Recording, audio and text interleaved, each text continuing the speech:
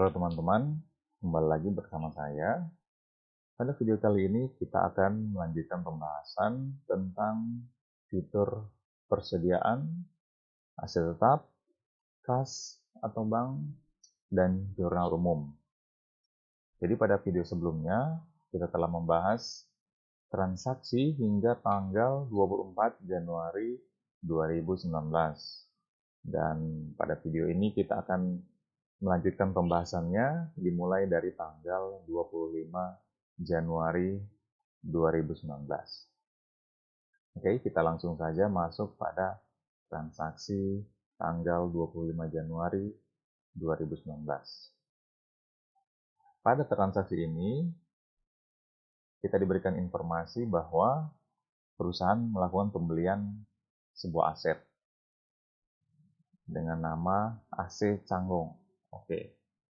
Kemudian ada tanggal belinya, tanggal pakai, ada metode penyusutan. Nah, kemudian untuk pembeliannya dilakukan dengan transfer Bank Mandiri senilai 8.400.000. Jadi langsung dibayarkan secara cash ya, atau secara tunai maksudnya. Kemudian, nah di sini pembelian ini akan menggunakan akun perantara. Nah, di sini akun perantaranya adalah akun transaksi aset tetap 1108. Jadi kita akan gunakan akun perantara ini ketika kita melakukan pembayaran, dan nantinya kita akan menggunakannya lagi ketika kita akan mencatat aset tetap. Oke. Untuk yang pertama, kita perlu membuat akun dulu. Kita akan membuat akun, namun kalau misalnya akunnya sudah ada, tidak perlu dibuat. Jadi kita cek dulu apakah akunnya itu sudah ada dari menu buku besar, kemudian akun perkiraan. Nah, kita cari transaksi aktiva tetap.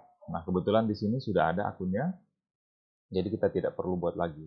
Namun jika Anda belum memilikinya, bisa membuat akun ini terlebih dahulu sebelum mencatat transaksi ini.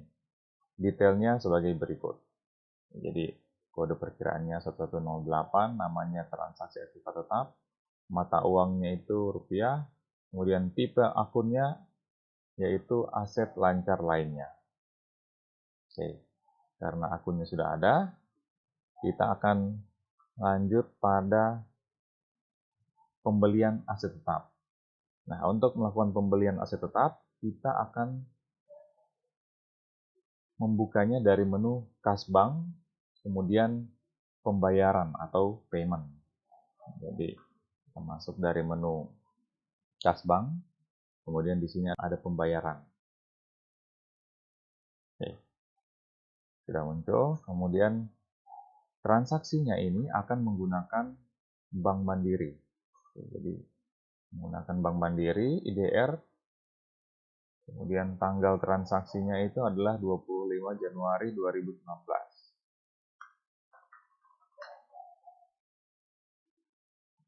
Selanjutnya, akun yang akan digunakan adalah transaksi aktiva tetap.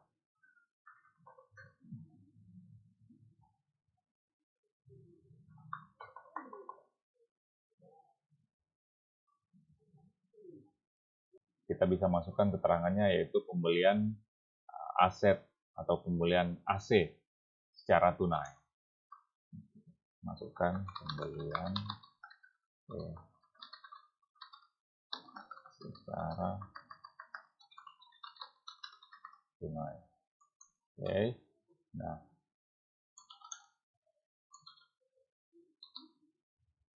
di sini penerimanya adalah yang menerima pembayarannya adalah penjualnya. Jadi kita bisa langsung tulis saja penjual, misalnya seperti itu.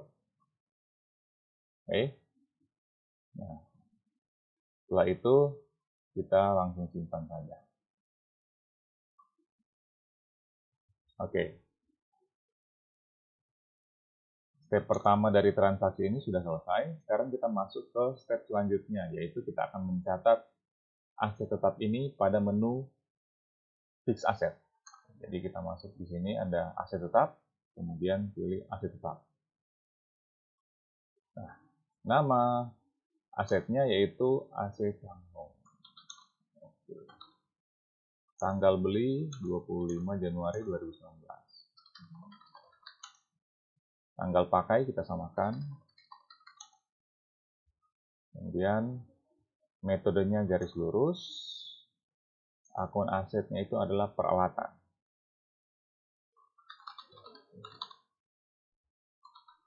Oke. Akumulasi penyusutannya juga pakai yang untuk peralatan. Kemudian beban penyusutannya juga pakai untuk yang peralatan. Nah, lanjut. Di sini kuantitasnya 1 unit. Umur aset 5 tahun. 5 tahun kategori peralatan. 5 tahun. Oke. Di sini nilai sisa tidak ada, jadi tidak perlu dimasukkan. Oke. Kemudian info lainnya, kategorinya itu peralatan. Oke. Kemudian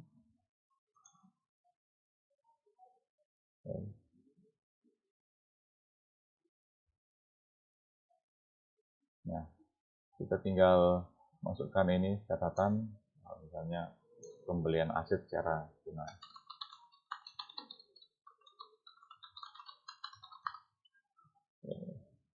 Rupiahnya, nah di sini kita akan masukkan akun transaksi aset tetap yang tadinya kita gunakan sebagai akun perantara ketika membayarkan uang tunai pembelian asetnya.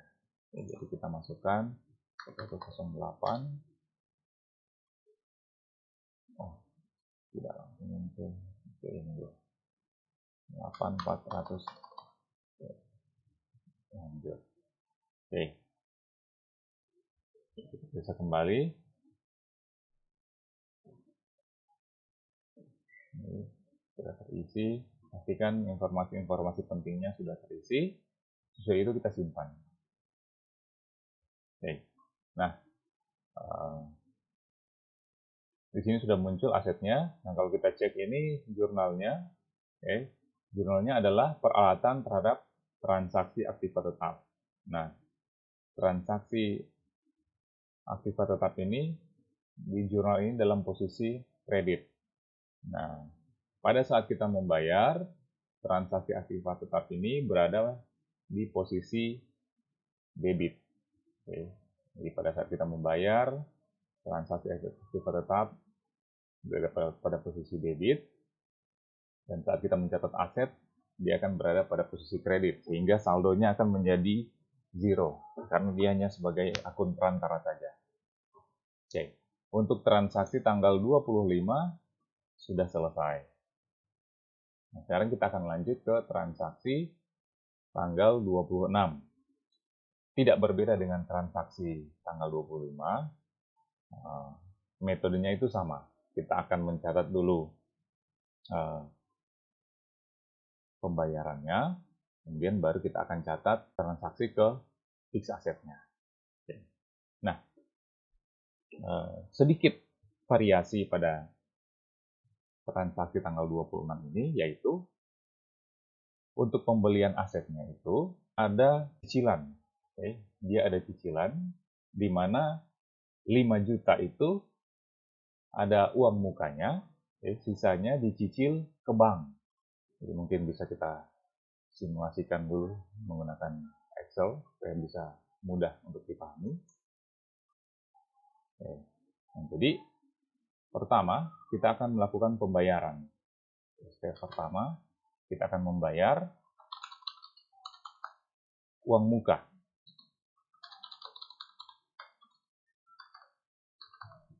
Membayar uang muka berarti kita akan mencatat transaksi aktiva tetap.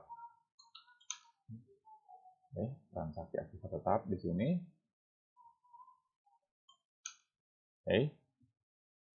Sebesar 5 juta.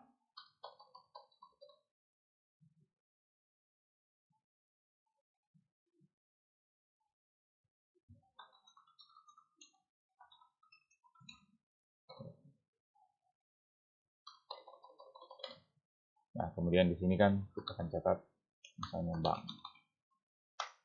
Bank Mandiri. Nah, kemudian setelah kita membayar uang muka, di sini kalau kita lihat harga perolehannya 12 juta per unit. Harganya itu 12 juta per unit.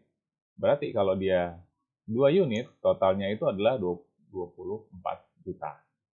Jadi harga itu 12 juta.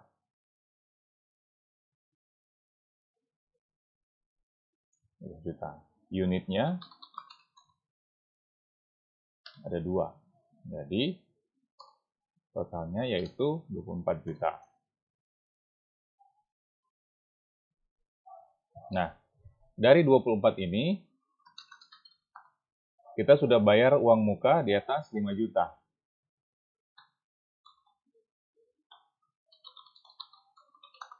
Kita sudah membayar uang mukanya sebesar 5 juta. Oke, 5 juta. Berarti sisanya 19 juta ini akan dicicil. Oke. Ini akan dicicil. Nah, selama 12 bulan. Akan dicicil 12 bulan. Berarti nanti cicilannya adalah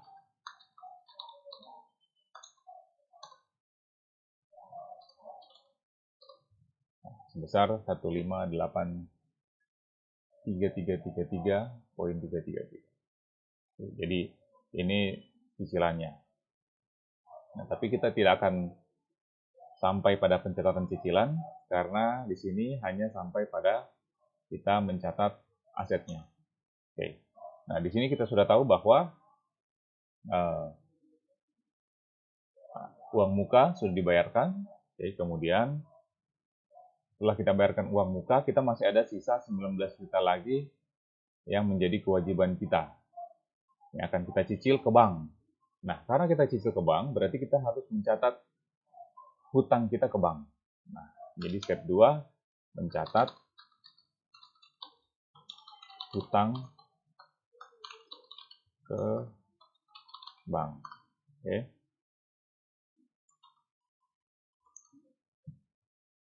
Mencatat hutang ke bank, karena ini dibilang bahwa kita akan cicil ke bank selama 12 bulan. Nah, mencatat hutang ke bank berarti tetap kita pasangkan dengan transaksi aset tetap sebagai akun perantaranya sebesar 19 juta. Oke. Kemudian pasangannya adalah hutang bank. Oke. Seperti itu. Nanti step ketiganya adalah kita mencatat aset. Mencatat aset yaitu peralatan. Kemudian kita catat transaksi aktiva tetap dengan nilai yaitu 24 juta. Oke. 24 juta sesuai dengan nilai dari total aset yang kita beli, yaitu 2 unit dikali dengan masing-masing 12 juta rupiah harganya. Oke, jadi ini adalah step yang akan kita lakukan untuk mencatat. Oke, langsung saja kita masuk ke pencatatan yang pertama, yaitu kita akan membayar uang muka. Kita akan membayar uang muka masuk dari transaksi kas bank pembayaran. Nah, di sini kas banknya itu kita pilih yang Bank Mandiri, kemudian 5 juta rupiah tanggal 26. Kemudian di sini angkanya 5 juta rupiah 1108.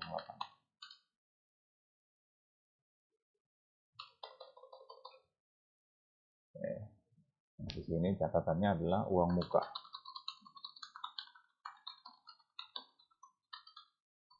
Di sini asetnya adalah laptop Samsung.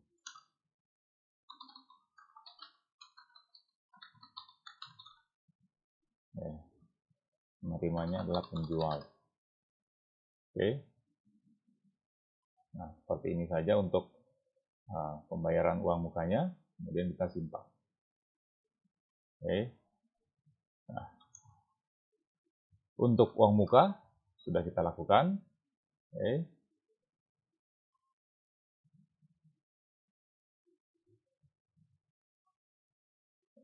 Berikutnya kita mencatat hutang.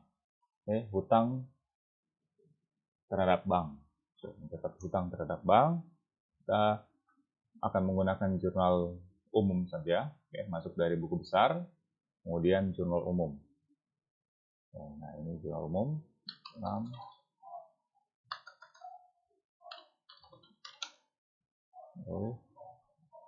Akunnya yang pertama kita masukkan yang 1108. Debit 19 juta. Kemudian pasangannya adalah hutang bank.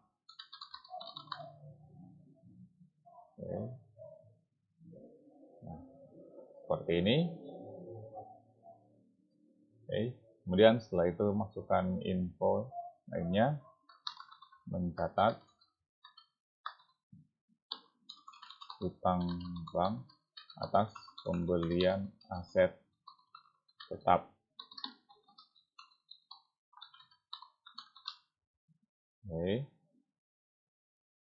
Setelah itu kita simpan.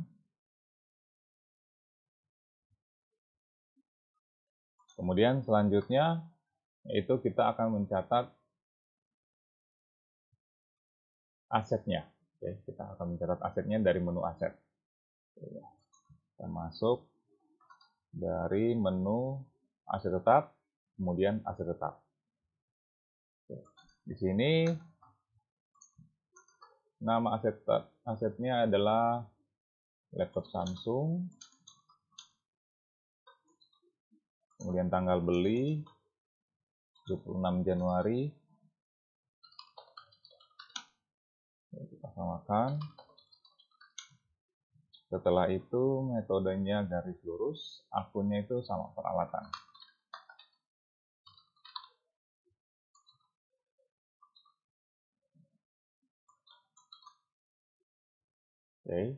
Kuantitasnya 2. Umur asetnya 5 tahun. Tidak ada nilai sisa. Kemudian di info lainnya, kategori asetnya kita pilih peralatan. Catatannya adalah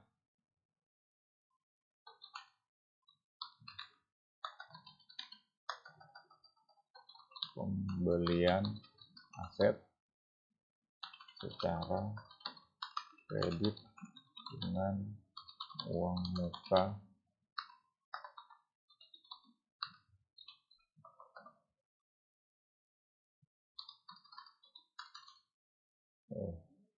selanjutnya di akun pengeluarannya kita masukkan transaksi akibat tetap sebesar 24 juta.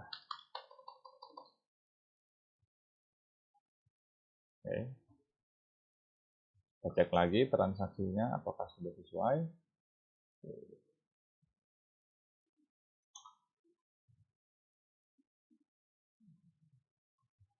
Info lainnya sudah. Oke. Ini sudah sesuai semuanya. Setelah itu kita simpan. Untuk transaksi tanggal 26 Januari sudah selesai. Kita akan lanjut ke tanggal berikutnya yaitu 27 Januari 2019. Di tanggal 27 kita akan menjual 1 unit komputer. Jadi ini adalah aset tetap yang kita gunakan, yang tadinya kita gunakan dan akan kita jual. Oke. Nah, di sini pembeli mentransfer uang ke Bank Mandiri. Oke.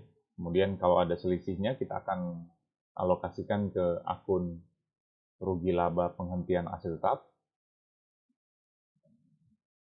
Nah, di mana akun ini kita harus buat dulu.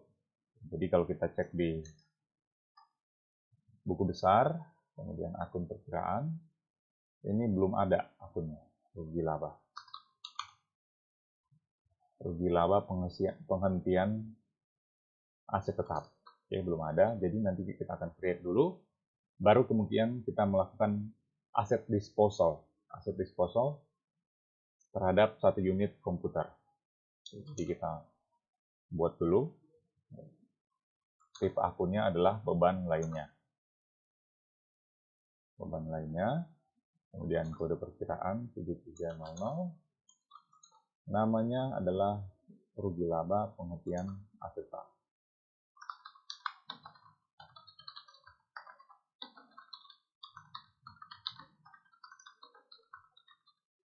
Oke. Ya, sudah, kita simpan. Ya, harusnya di sini sudah muncul. Nah, ini dia. Oke. Setelah itu kita akan melakukan disposal aset.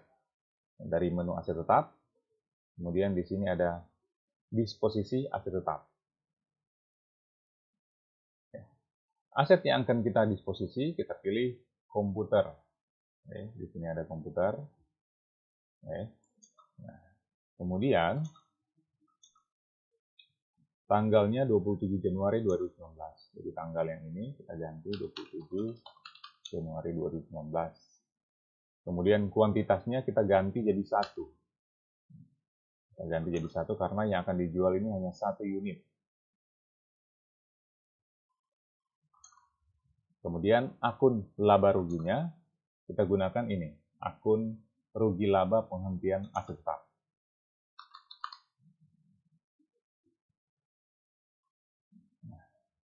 Oke. Catatan di sini menjual ya, menjual aset tetap. Aset dijual kita centang ya, harganya 4250. Oke. Akunnya yaitu akunnya yaitu Bank Mandiri IDR. Oke. Bank Mandiri IDR.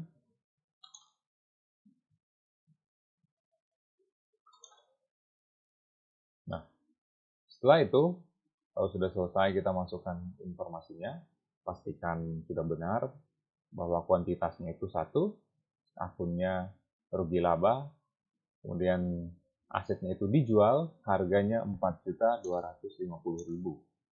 Oke. Nah, setelah itu kita simpan. Oke. Sudah selesai tersimpan. Nah, untuk jurnalnya kita bisa cek dari rincian jurnal. Nah, ini adalah jurnalnya.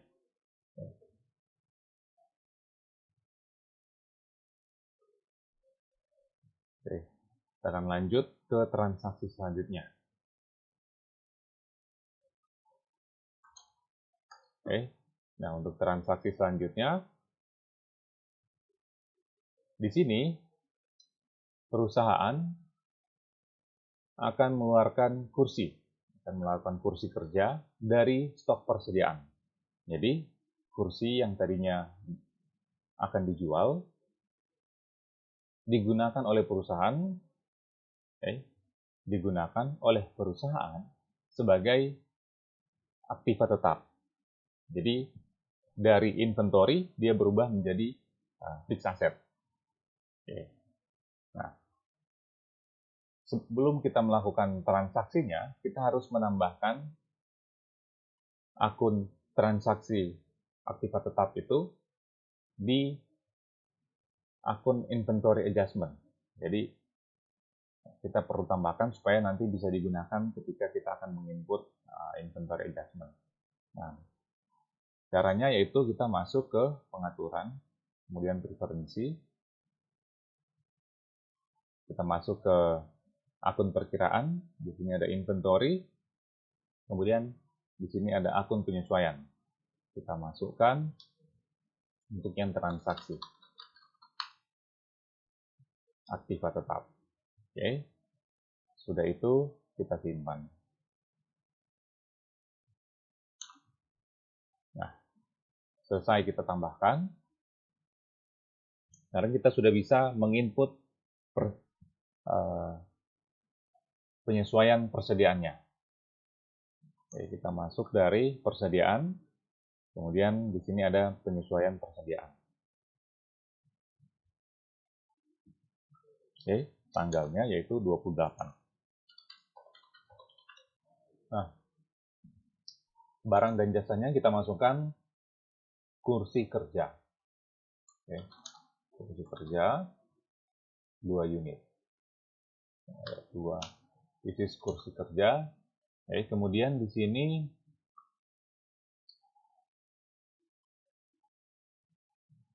pengeluaran kursi kerja sebanyak 2 unit dari stok persediaan yang akan digunakan oleh perusahaan sebagai kursi kerja karyawan di kantor pusat. Oke. Di sini tidak dibilang bahwa kursinya itu diambil dari gudang apa. Apakah gudang depan atau gudang belakang. Oke. Tidak disebutkan. Namun pada transaksi ini kita akan memilih gudang depan. Oke, supaya kita gudangnya itu sama. Jadi saya tentukan saja kita pilih gudang depan. Oke. Kemudian kita klik lanjut. Nah, selanjutnya, akun penyesuaian yang akan digunakan, yaitu akun transaksi aktiva tetap. Oke. Kemudian keterangannya. Oke. Menggunakan kursi kerja,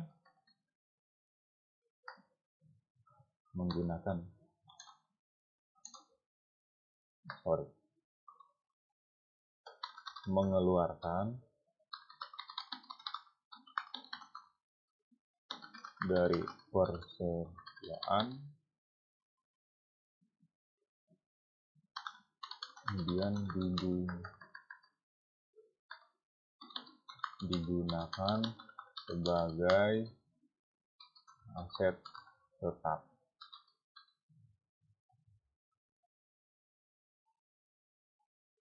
Oke, sudah itu kita simpan. Oke, penyesuaian persediaannya kita sudah lakukan dan input di fixed asset. Nah, input di fixed asset itu merupakan transaksi tanggal 29 Januari. Jadi tanggal 28 hanya sampai di kita melakukan penyesuaian pada inventory adjustment. Tanggal 29 kita catat aset tetapnya. Jadi kita masuk di menu aset tetap, kemudian aset tetap. Oke. Nah, kita akan catat di tanggal 29. Jadi namanya itu kursi kerja. Oke, kursi kerja kantor pusat. Kursi kerja kantor pusat. Oke. Kemudian tanggal belinya kita pakai saja tanggal 29.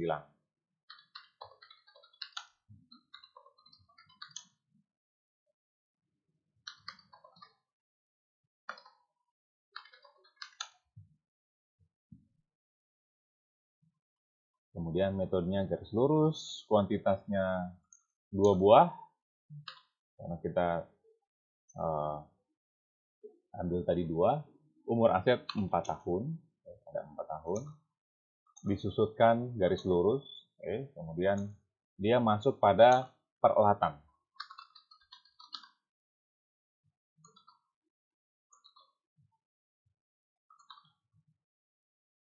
Peralatan, Nah, nilai sisa tidak ada. Lanjut di info lainnya, kita masukkan peralatan, catatan,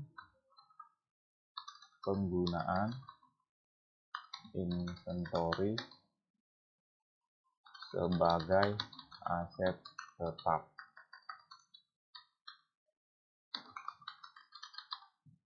Kemudian akunnya kita masukkan akun 1108. Nah, yang jadi masalah di sini adalah kita belum tahu amount-nya berapa. Nah, untuk bisa tahu amount-nya, kita masuk lagi ke penyesuaian persediaan.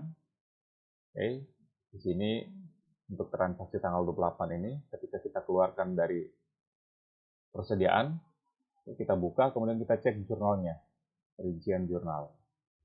Oke, nah di sini 170.000. Oke, 170.000. Jadi kita akan mencatat aset tetap. Kita masukkan nilainya 170.000. Oke. Setelah itu kita cek lagi informasinya apakah sudah lengkap. Oke. Kalau sudah, kita simpan.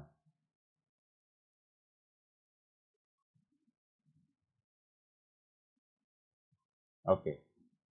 Selesai untuk transaksi tanggal 29 Januari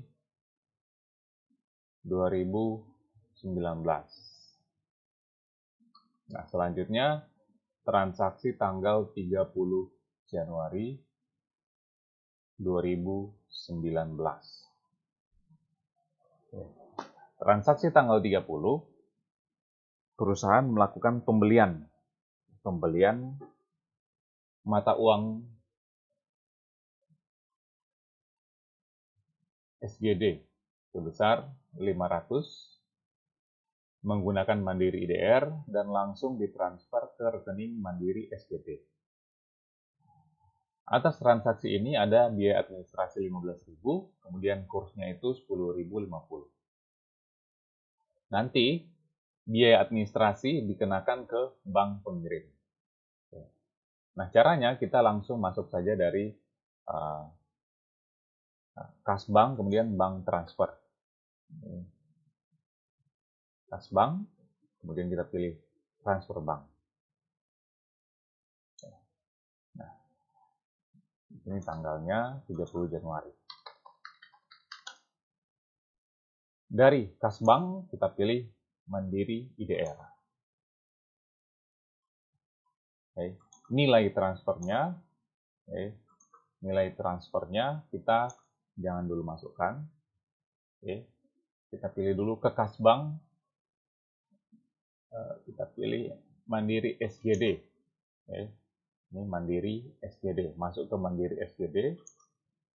Kursnya 10.050.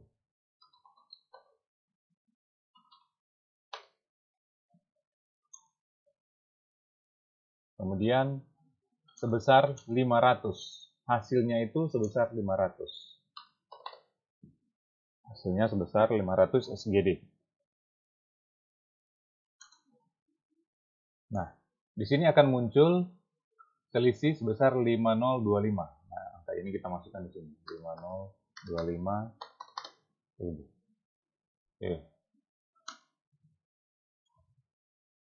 Jadi, kita akan transfer dari Mandiri IDR ke Mandiri SGD. Kemudian akan ada biaya administrasi 15.000. Jadi kita masuk di RT, biaya transfernya. Kita masukkan akun beban lain-lain. Sebesar 15.000 ke bank pengirim. Bank pengirim. Sehingga jumlah yang akan masuk ke SGD itu full amount, yaitu 500 dolar Singapura. Info lainnya, kita masukkan bahwa transaksi ini kita membeli SGD.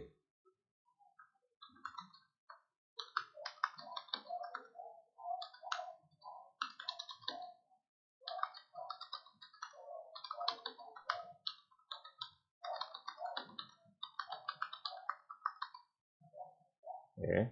Nah, kita cek lagi transaksinya.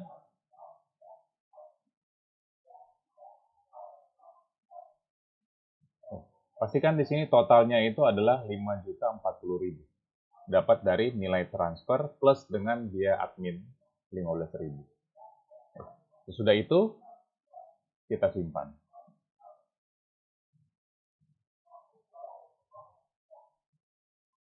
Oke. Transaksi tanggal 30 Januari 2019 sudah selesai. Selanjutnya kita masuk ke transaksi 31 Januari 2019. Oke. 31 Januari 2019. Nah, di sini ada beberapa transaksi. Oke. Yang pertama, di tanggal 31, kita akan melakukan pencatatan bunga. Oke. Jadi yang pertama, kita akan melakukan pencatatan bunga bank di Bank Mandiri IDR. Oke. Jadi kita masuk dari kas bank penerimaan. Oke. Di sini banknya itu adalah Bank Mandiri IDR. Oke, tanggalnya 31. Tanggal 31. Kemudian nilainya yaitu 150.000. Masuk ke pendapatan lain-lain.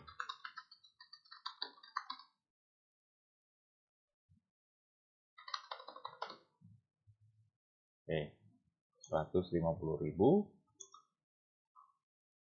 Info lainnya kita masukkan pencatatan bunga bank.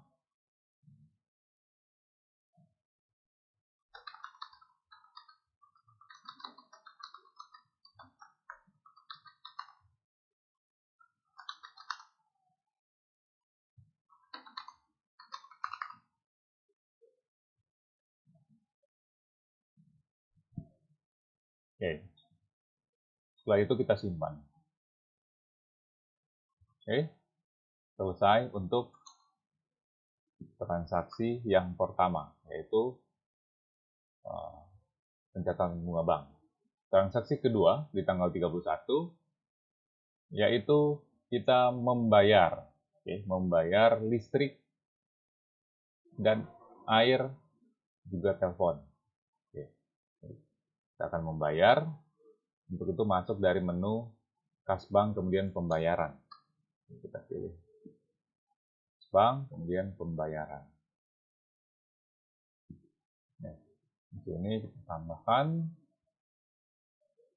Bank Mandiri IDR, tanggalnya 31. Kita akan bayar listrik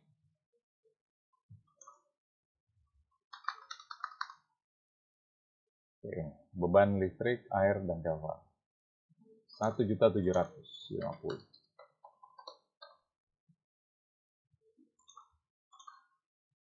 Kemudian info lainnya, pembayaran listrik, air, dan telepon. Menerima, misalnya penerimanya adalah pemerintah atau penyedia.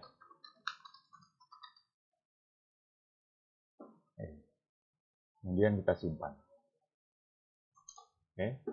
Selesai untuk pencatatan listrik, air, dan telepon.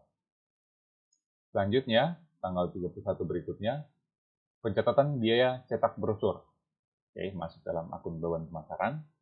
Jadi membayarkan pencetakan brosur sebesar 1.250.000. Kita masuk dari pembayaran. Ini masih dari pembayaran, kas bank, kemudian pembayaran. Nah, ini kita langsung masukkan saja Bank Mandiri, kemudian tanggalnya 31, kemudian di sini beban pemasaran ya.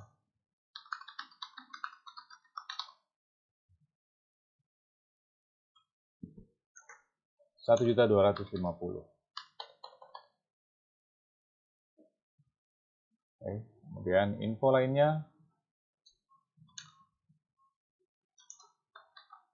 pembayaran biaya cetak brosur. Oke. Penerima yaitu penyedia saja. Oke, kemudian kita simpan. Selanjutnya, kita mencatat melakukan pembayaran hutang biaya. Oke, ada hutang biaya.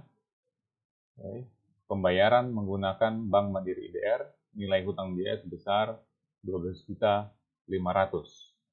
Oke, hutang biaya. Kita masukkan di pembayaran ya, di pembayaran.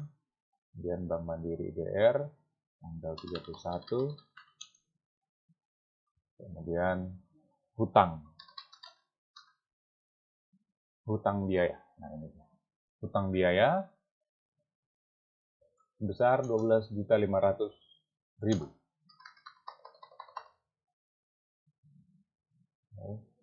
Info lainnya kita masukkan.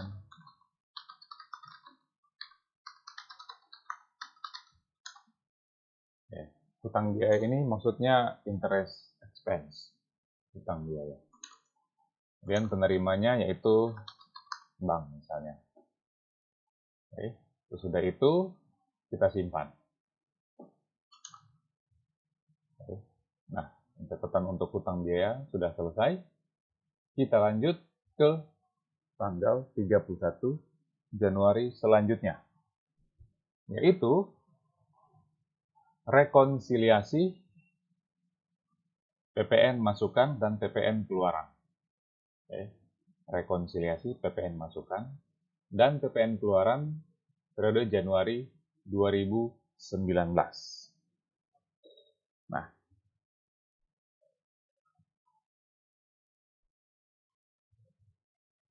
untuk bisa mencatat jurnal rekonsiliasinya, untuk mencatat jurnal rekonsiliasinya, kita harus generate dulu laporan pajak, dalam hal ini PPN, sebelum kita bisa merekonsiliasi. Nah, tujuannya apa? Tujuannya adalah supaya kita bisa tahu berapa angka yang akan kita jurnal. Jadi kita masuk dari daftar laporan, kemudian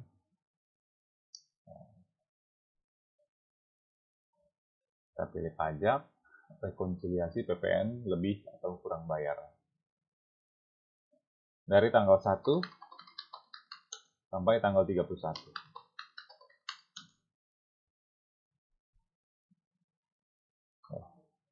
Nah, di sini total PPN lebih atau kurang bayar 8014050. Oke.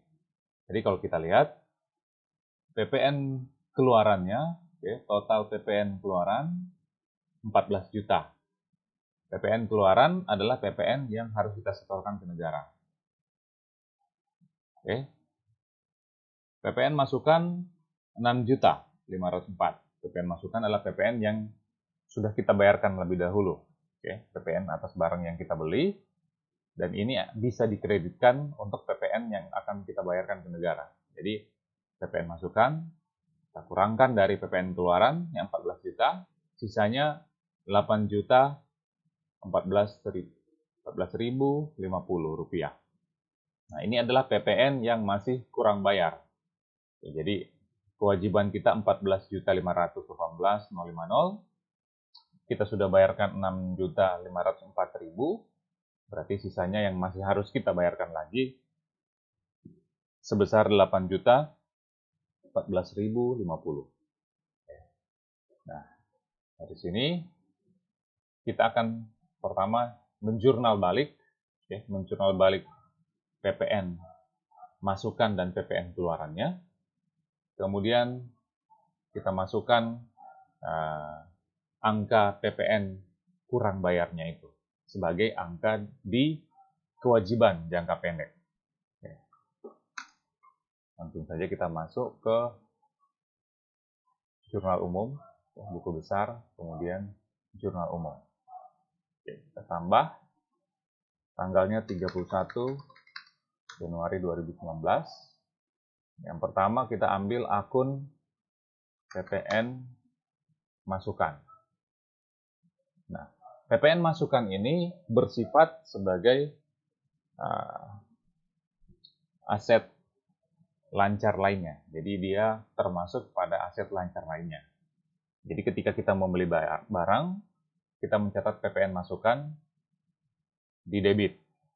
Nah, karena kita akan menolkan saldonya, jadi kita catat di kredit. Jadi kita akan catat di kredit sebesar, sebesar angka yang ada di sini. Usaha total dari PPN masukan itu 6.504.000. Jadi dari jurnal umum PPN masukan, kita masukkan angka di kredit 6.504.000. Oke, lanjut. Nah, kemudian PPN keluaran. Nah, PPN keluaran itu norma balance-nya itu adalah di kredit sebagai liabilities, sebagai kewajiban kita yang akan kita bayarkan. Oke. Nah, untuk menolkannya kita catatnya berarti ke debit. Jadi 14.518.050 ini kita akan catat ke sisi debit.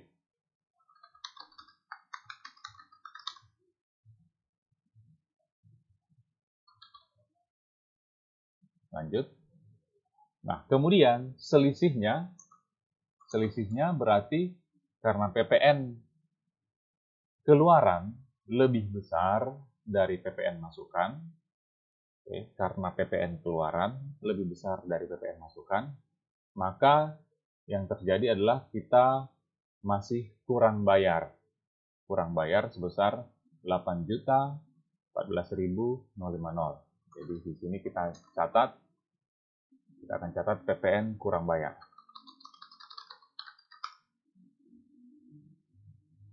Oke. 18.050. PPN kurang bayar ini akan menjadi kewajiban kita yang masih harus kita bayarkan kepada pemerintah. Oke. Seperti ini jurnalnya.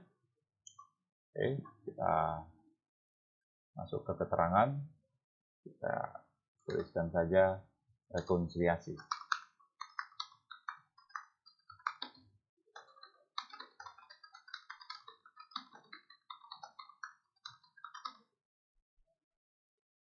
Oke. Setelah itu kita simpan. Oke.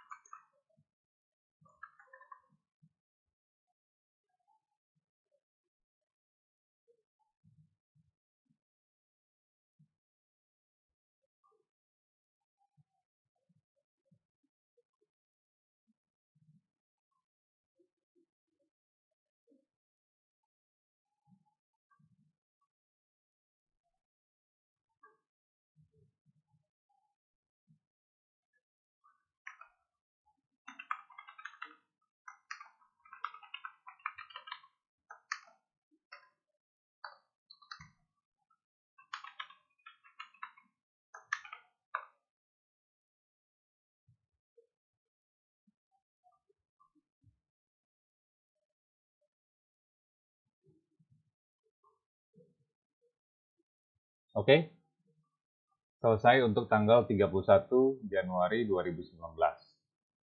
Selanjutnya, kita masuk ke tanggal 31 Januari 2019 untuk pencatatan biaya asuransi dibayar di muka.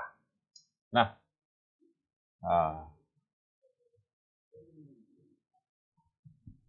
sebelumnya kita sudah memiliki biaya asuransi dibayar depan. Ya, kita bisa cek dari laporan, kemudian keuangan, neraca induk kontrol saja. Oke, 31 Januari 2019.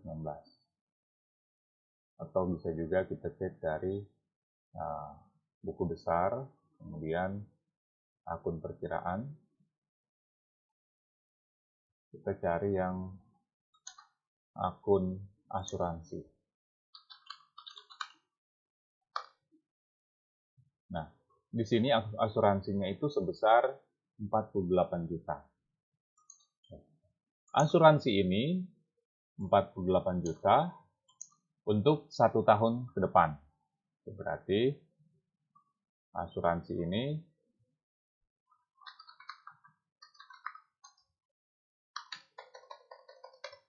untuk selama 12 bulan. Berarti per bulannya kita dapat 4 juta rupiah. Nah, di sini yang akan kita lakukan adalah pencatatan atas biaya asuransi yang dibayar di muka. Jadi untuk bulan Januari ini kita akan catat expense-nya untuk yang bulan Januari yaitu sebesar 4 juta rupiah. Jadi kita masuk dari jurnal, akun perkiraan, kemudian di sini di bawah ada jurnal umum, tanggal 31. Kemudian,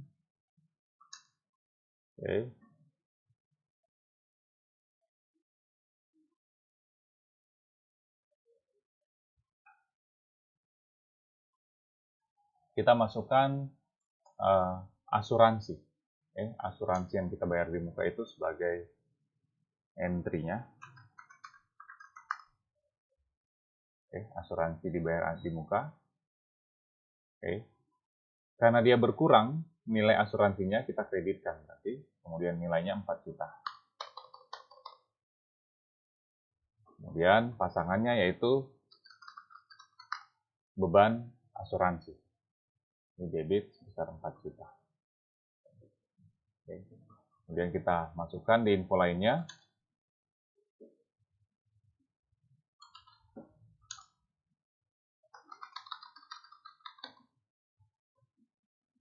Pencatatan atas.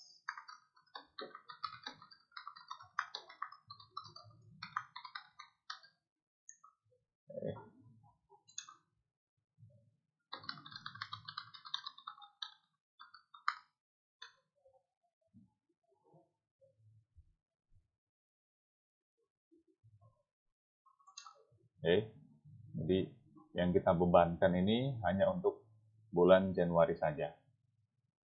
Sesudah itu kita simpan.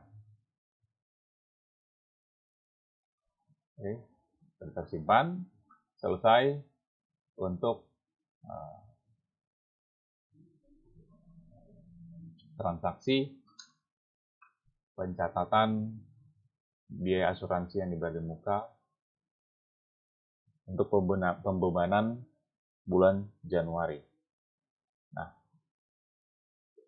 selanjutnya kita akan melakukan proses akhir bulan.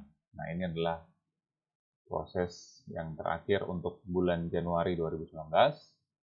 Transaksi yang terakhir yaitu kita melakukan proses akhir bulan. Nah, untuk proses akhir bulan, kita masuk dari menu perusahaan, kemudian di sini ada proses akhir bulan. Kita tinggal pilih bulannya, yaitu Januari, tahunnya 2019. Kita sesuaikan kursnya. Di sini kursnya 10.050, Oke, 10.050 sudah sama. Kalau sudah sama, kita langsung simpan. Oke, selesai. Oke. Dengan selesainya transaksi tanggal 31 Januari 2019, untuk yang proses akhir bulan, selesai pula transaksi kita untuk satu siklus akuntansi, mulai dari fitur pembelian, kemudian fitur penjualan, kemudian fitur persediaan, hingga closing entries-nya. Oke. Untuk melihat hasil closing entry, kita bisa lihat dari jurnal umum. Oke. Kita coba refresh. Nah, di sini akan ada 2 entry untuk proses akhir bulan. Oke, sekian video kita kali ini. Sampai jumpa di video-video selanjutnya.